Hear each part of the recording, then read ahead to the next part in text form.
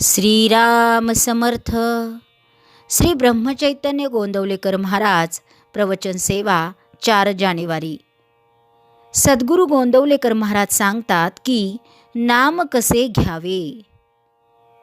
नाम कसे घेऊ हे विचारणे म्हणजे पेढा कसा खाऊ म्हणून विचारण्यासारखे आहे. पेढा कोणत्याही बाजूने खाल्ला तरी गोडच लागतो. तसे नाम कसेही घेतले तरी ते आपले काम करतेच करते. पेढा ज्याने खाल्ला आहे तो पेढा कसा खाऊ असे विचारणार नाही. तसे नाम घेणारा मनुष्य नाम कसे घेऊ म्हणून विचारणारच नाही. शेतात बी पेरतात तेव्हा त्याचे तोंड वरच्या बाजूला आहे की नाही हे पाहत नाहीत. बी शेतात पडते तेव्हा ज्या तोंडातून मोड यायचा असतो ते तोंड कोणत्या तरी एका बाजूला खाली किंवा वरही असू शकेल. पण जेव्हा मोड बाहेर पडतो तेव्हा त्याची दिशा मुळात कोणत्याही बाजूला असली तरी तो वळण घेऊन जमिनीतून वरच येतो. तसे नाम कसेही घेतले तरी घेणाऱ्याची ते योग्य दिशेने प्रगती करून त्याला योग्य मार्गावर आणून सोडते आणि ते नाम सोडीलही. म्हणून कसेही करून नाम घ्यावे.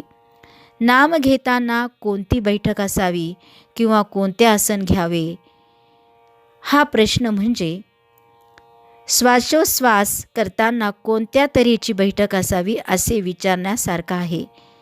समजा एखाद्याला दमा झाला आहे तर तो काय करतो. तो अशा तऱ्हेने बसण्याचा किंवा पडण्याचा प्रयत्न करतो की जेणेकरून श्वासोच्छ्वास कष्टाशिवाय व्हायला मदत होईल. म्हणजे श्वासोच्छ्वास सुलभ रीतीने कसा चालेल हे त्याचे ध्येय असते आणि मग त्याकरिता देहाची बैठक कशीही ठेवावी लागली तरी चालते. श्वासोच्छ्वास विना कष्ट चालू ठेवणे हे जसे त्याचे ध्येय असते तसे नाम अखंड कसे चालेल हे आपले ध्येय ठेवावे आणि त्याला मदत होईल व्यत्यय येणार नाही अशा तऱ्हेची कोणतीही बैठक असावी. बैठकीला फार महत्त्व देऊ नये.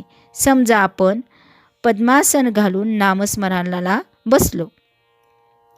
काही वेळाने पाठीला कळ लागली. पद्मासन घालून नामस्मरणाला बसलो आणि काही वेळाने पाठीला कळ लागली तर आपले लक्ष नामापेक्षा देहाकडेच लागेल. म्हणजे नाम घेता घेता देहाचा विसर पडण्याऐवजी देहाची स्मृतीच वाढल्यासारखी होईल. म्हणून नामस्मरणात खंड न व्हावा हे ध्येय ठेवून त्याला अनुकूल अशी ज्याच्या त्याच्या प्रकृती धर्माप्रमाणे कोणतीही बैठक ठेवावी. भगवंताच्या नामाला शरीराचे कसलेही बंधन नाही. हेच तर नामाचे महात्म्य आहे. मनुष्याच्या कोणत्याही अवस्थेमध्ये भगवंताचे स्मरण सहज ठेवता येण्याचे एकच साधन आहे आणि ते म्हणजे त्याचे नाम होय. पण देहबुद्धी अशी और आहे की ती त्या निरोपाधिक नामाला आपण काहीतरी उपाधी जोडतो आणि त्या उपाधीवर नाम घेणे अवलंबून ठेवतो. असे न करावे. इतर उपाधी सुख दुःख उत्पन्न करतील पण नाम निरुपाधिक आनंद नक्कीच देईल. आजचे बोधवचन शुद्ध भावनेत आणि निष्ठेत खरे समाधान आहे. ही निष्ठा अनुसंधानाने उत्पन्न होते. जानकी जीवन स्मरण जय जय राम.